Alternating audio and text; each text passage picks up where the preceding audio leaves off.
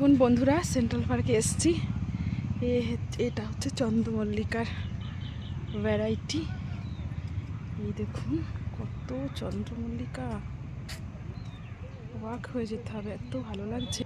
এগুলো সব চন্দ্রমল্লিকা, এগুলো স্পাইডার মনে হয় সব ফুটছে এখন সবে। আর ওই দেখুন এগুলো হচ্ছে সব ফুটেছে। এগুলো বড় বড় চন্দ্রমল্লিকাগুলো, এগুলো স্পাইডার প্রজাতি, আমি জানি না ঠিক নামটা। এই দেখুন এই প্রজাতি শুরু হয়ে গেল চন্দ্রমুখী সেন্ট্রাল পার্কে। এখন সবে কুড়িগুলো হচ্ছে, আর কিছু কিছু গাছে ফুল এসছে। এত ভালো লাগে না দেখতে। তখন যখন ফুল হবে তখন একবার দেখানোর চেষ্টা করব, পুরো ফুল যখন ফুটে যাবে।